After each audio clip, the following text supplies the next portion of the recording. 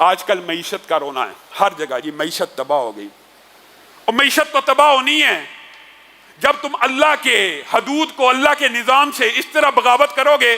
یہ سمیع الرحمان کے قاتل کو قصاص کے طور پہ پھانسی پہ لٹکاؤ، آسمان سے بھی رحمتوں کی بارش ہوگی، زمین بھی خزانے اگل دے گا. اپنے بھائیوں سے افغانستان سے سبق سیکھ لو.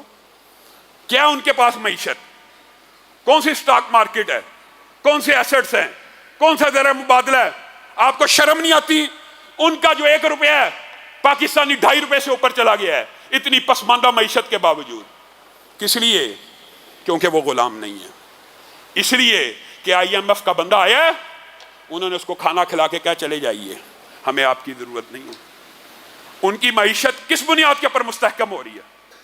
اگر دنیاوی اعتبار سے، دنیاوی اسباب سے دیکھا جائے، وہ ایک فیل معیشت ہے. آپ کے نزدیک، گوروں کے نزدیک، آپ کے نزدیک فیل معیشت ہے. اس معیشت فیل کیا ہے؟ 1 روپیہ پاکستانی 2.5 روپے سے اوپر ہے. آپ کو کچھ اپنی اداؤں پہ بھی غور کرنا چاہیے.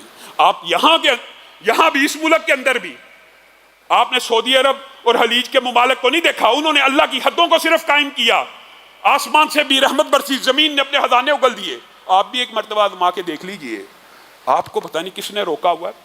اب یہ قتل کا بدلہ قتل، پھانسی تو دے دیتے ہو، اگر اس کو یہ نام دے دو گے کہ قصاصاً اللہ کی حدود کے تحت اس کو پھانسی لگا دیا جائے گا، کیا تکلیف آ جائے گی؟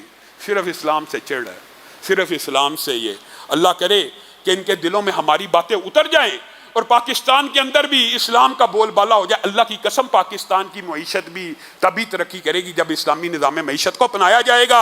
اور ہم جیسے طالب علم اسلامی معیشت کے بنیادی خد و حال جانتے ہیں، آپ چاہتے ہی نہیں پاکستان میں اسلامی معیشت آئے.